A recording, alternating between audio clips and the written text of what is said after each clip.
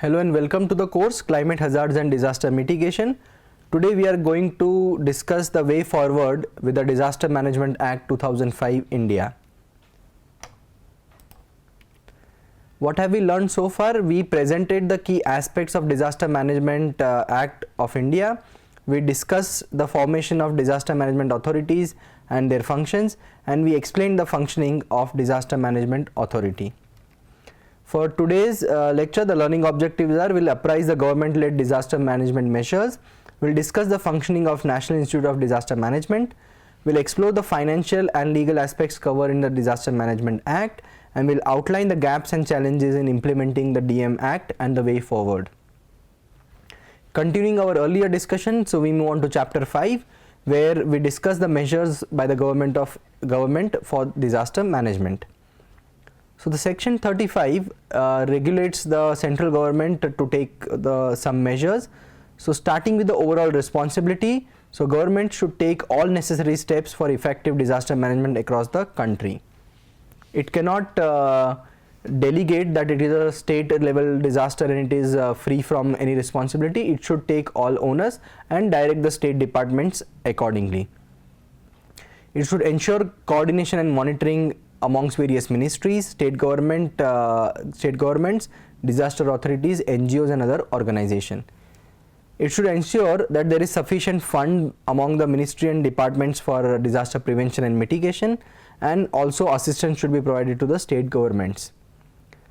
In case of a disaster, the central government can direct armed forces, paramilitary forces, Air Force, Navy and civilian person for rescue and relief operation. You might have seen in many times during a flood, the Air Force is deployed to rescue, and even the army is deployed to rescue, to create, for example, the bridge has washed away. So army has certain training where they can, create a temporary bridge in a very short time. So such to facilitate the relief and rescue operation. In case the disaster is very severe, then the central government has to coordinate with international agencies like the United Nations and other foreign governments to seek assistance and support. It should also establish institutions for research, training and to improve the country's disaster management capacity. In case there are countries in our neighborhood which are affected by disaster, it can provide disaster relief and support to such countries. Section 36 involves responsibilities of ministries or department of Government of India. So each central ministry has a certain role. In the earlier lectures we have seen that for each disaster, which is a nodal ministry. For example, for floods we have the Ministry of Jal Shakti, for drought we have the Ministry of Agriculture, for landslides we have Union Home Ministry and so on. So each ministry has certain mandates. So each ministry should have their responsibility for integrating disaster risk reduction into development, funding preparedness and actively supporting response, recovery and capacity building in relevant areas. Allocation of funds in their budget should be made for each kind of disaster. The ministries should support national and state authorities in planning, training and data acquisition. Sharing of resources during disaster is very important, particularly staff, equipment, transport and communication system. So all kinds of communication facilities should be provided. Movement and of rescue teams and relief material should be thought of, and plans should be prepared to evacuate people and provide temporary shelters and basic needs.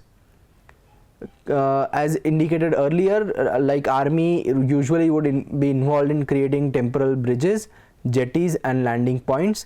They will ensure safe drinking water, food and healthcare facilities are provided. There is a dedicated force like NDRF, that is National Disaster Response Force, and SDRF, which will look after these aspects. And post disaster they should support long term recovery and rebuilding and look for livelihoods. Section 37 looks after disaster management plans of ministries or departments of the Government of India. So each central ministry should prepare their own plans and ensure that they are implemented effectively. They should show how the disaster management measures will be incorporated in the development projects, and their preparedness and capacity building roles are to be defined. These plans should be reviewed and updated annually. There should be approval process where the national authority will vet these plans, and they will be sent for further implementation. The role of state government in disaster management is also categorically outlined. The state must coordinate with all departments, district bodies, urban local authorities and NGOs so that everyone works together in the disaster mitigation. The state must also support the central government ministries in disaster whenever requested or necessary.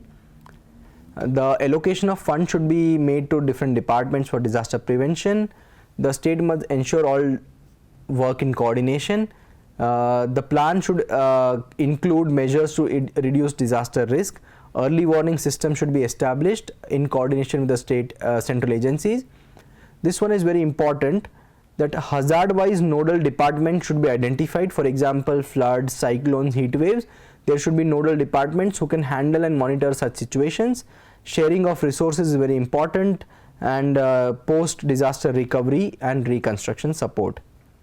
Section 39 outlines the responsibility of state government departments, that they should include disaster resilient measures in developmental plans. They should respond very promptly in case of disaster and review laws and policies for disaster prevention.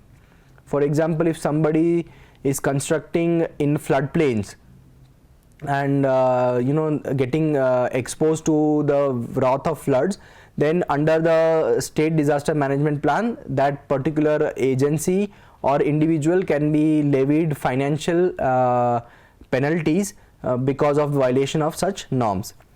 Support should be provided for the district and urban disaster management plans, and other necessary actions should be taken in line with the plans. For various departments, they should identify which type of disasters will cater to, and their plan should be constructed, and clearly the roles and responsibilities should be outlined. The state level plans will be reviewed and updated every year. The functions of the local authority, that is training of the staff, keeping readiness of all resources, that is equipment, shelter and vehicles, safe construction, like we saw in the case of Odisha. They had bunkers or rain shelters which are provided, so that should be there in case people can be moved to such safe shelters. Another important aspect is creation of urban disaster management authority. So for urban areas, usually the state capitals or major cities, except Delhi and Chandigarh, because they come under the center purview, where they have municipal corporation in major cities, they should have their own urban disaster management plan. So this will come under the DDMA, and then the hierarchy follows. So composition of urban authority, that includes municipal commissioner as a chairperson, district collector as a vice chairperson, and other members appointed by the state government. Now coming to the very important point, that is NIDM, that is National Institute of Disaster Management. So it is a national knowledge and capacity building institution for disaster management in India. It works on the disaster related training and research. The number of members are decided by central government, and the governing body is formed to manage and guide the institute. Overall, the role of NIDM is to train, research and create national disaster management knowledge. NIDM plans and improves skills and capacity of disaster management professionals. It helps government in making disaster management policies at national levels. It also facilitates the state level policy formulation as well as training. It develops textbook courses and learning materials for disaster management education. It promotes disaster awareness among students, teachers and professionals. It organizes conference, seminars and training programs. It publishes journals, books and research papers, and carry out activities that helps achieve the disaster management goals. The appointment, it is appointed by the central government, and they may recruit subject matter experts as and when required. Moving on to the next chapter, that is disaster response force. So the National Disaster Response Force, called the NDRF, which is a specialized national force to carry out professional disaster response during threatening disaster or actual disaster. In line with that, there is a State Disaster Response Force, SDRF. The control and command of the force, that is the NDRF, is directed by the NDMA under the operational command of the Director General, which is appointed by the central government. So the NDRF will have a DG of NDRF, which will command the force to act accordingly. The organization structure, you can see, it is headed by a DG, then it has an Inspector General, then there is a financial advisor, and DIG for operations and training. Then it is divided into different zones. We have DIG for the North, East and East zone, North zone, West Central zone, and South Central zone. In the Northeast zone, the battalions are based in Guwahati, Kolkata, Bihar and Arunachal Pradesh. North zone in Bhatinda, Punjab, Samba, Jammu Kashmir, Mandi, Himachal Pradesh and Haldwani, Uttarakhand. West Central zone, Vadodara, Gujarat, Ghaziabad, UP, Varanasi, UP and Najafgarh, Delhi. And South and South Central zone in Mundali, Odisha, Arakkonam, Tamil Nadu, Pune, Maharashtra and Vijayawada, Andhra Pradesh. Coming to the finance, accounts and auditing part, so sections 46, 47, 48 and 49 deals with those. So section 46 provides the creation of a national fund by the central government to finance various aspects of disaster management, including response and relief. This is known as National Disaster Response Fund. So don't confuse this NDRF with the force. Again, the abbreviations are same, but this is a National Disaster Response Fund. Section 47 is about the National Disaster Mitigation Fund. So it is establishes a national level fund dedicated specifically to disaster mitigation and risk reduction activities. There are separate funds which are established again by the state and district level committees, which have the same mandates, that is essentially for decentralization. Allocation of funds by ministries and departments are also separate, which are for their own purposes, and there are some emergency procurement and accounting which is required, where authorities, for example, usually in government setup, if somebody wants to purchase an equipment exceeding a certain cost, then tendering process has to be followed. But in case of emergency, there is this law provides a provision to bypass the tendering process for emergency procurement, and more simplified accounting mechanisms are provided. The sections 51, 52, 53 and 54 deals with the offences and penalties under this act. So section 51 indicates punishment for any person who obstruct the disaster management officials or disobey the lawful directions. So in case of COVID, you saw that if the lockdown was enforced and many people were violating lockdown, they were very curious to see what was happening, so they will come on the streets, etc., and the police will then take in charge, and then in many cases you have seen that those people were already punished, they were beaten also. So that kind of actions are taken if the law is violated. Next is punishment for false claim. So if a person by knowingly makes any false claims regarding disaster relief, then there is punishment. Punishment for misappropriation of money or materials. Punishment for false warning, sending. Nowadays social media is so active, so if somebody sends a false alarm or false alerts on social media regarding any disaster, that is also a punishable offence. And offences by department of the government, if there is any negligence which is committed by any official, then that can also be punished. Section 55, 56, 57, 59 and 60, again they are related to offences and penalties. So if any officer is failed to or let us say if anyone refuses to go to the duty, then that can be again penalized. There is penalty for contravention of requisition orders, Then there is offenses to the companies. If the companies or which are responsible, they do not act according to guidelines, then they are also punishable. Then if you want to sanction any government official, you require prior permission from the central or state governments. And there is a new provision where it empowerment governments to issue time-bound hazard-specific direction and penalize for non-compliance. In COVID, you also saw that there were penalties, financial penalties in case you are not obeying to the orders. Coming to the last part, that is some miscellaneous provisions. So there is a prohibition against discrimination, that nobody will be discriminated on grounds of sex, caste, community, descent or religion. That there are power to issue directions by the central government. It is empowered. If the central government says that there will be lockdown, everyone has to obey that. There are powers which are there for rescue operation. They can amend the rules from time to time. They can also request resources, premises and vehicles. They can compensate. There is direction for media to communicate. So in the role of media becomes very important. They can be directed to issue guidelines, and there are annual reports which have to be shared with the stakeholders, that what actions or what functions have been performed. The last part is bar of jurisdiction, that is, it bars courts other than Supreme Court and High Court from questioning the acts taken under the Act, so that the local courts cannot question it. The Act gives overriding effect to the disaster management authorities. It provides legal protection if the actions are taken honestly in good faith.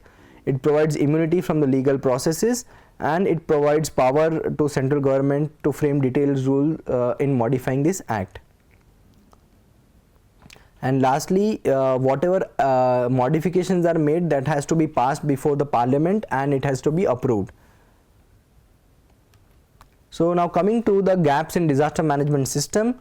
So the government has framed a national policy on disaster management in 2009 to build a safe, disaster resilient India by developing a holistic, practical and multi-disaster oriented and technological driven strategy. So it is a pan-Indian policy. The Honorable Prime Minister launched country's first national disaster management plan in 2016.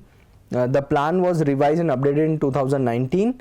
The NDMP bring together all sectors, ministries and departments of the central and state levels as well as district functionaries and defines their respective roles. There are certain gaps in the DM Act, and now certain modifications or amendments are made which strengthens the roles of NDMA, SDMAs and DDMAs in risk assessment and technical assistance. The statutory status of the high level committees and the national crisis management committees for high impact disaster response and financial assistance. There is improved functioning of the national and state executive committees, and there are provisions made for constitution of urban disaster management authorities for in states, for all state capitals and cities having municipal corporations. What are the challenges in implementing the DM Act? Inadequate funding, poor interagency coordination, a reactive rather than proactive approach, weak local capacity, insufficient integration of climate change, resulting in fragmented responses. Key issues include top-down decision making, unclear definitions, lack of community participation, and insufficient technological capacity for early warning. We'll go one by one. So institutional gaps, because looking at the detailed act, sometimes it feels that there are overlapping roles. Some agencies may have similar roles, so that is weak coordination. Limited capacity, we have limited trained manpower and technical expertise. There can be delays in fund release and inadequate allocation. There can be limited real-time data for risk mapping, and rapid urbanization and climate change are increasing the complexity of disaster, which are not accounted thoroughly. So we require a functional and policy. What are the functional and policy challenges? The Act focuses only on sudden disasters while neglecting the gradual ones like drought or diseases. So that should be incorporated. There is lack of clarity. There are vague definitions which was seen during the Kerala floods. There is coordination gap between the NDMA, NIDM and NDRF in some occasions, not obviously always, but sometimes where there are overlapping roles. Centralized structure, that is a top-down approach, can sideline crucial local and community-based efforts. And the most important is the climate change integration is missing.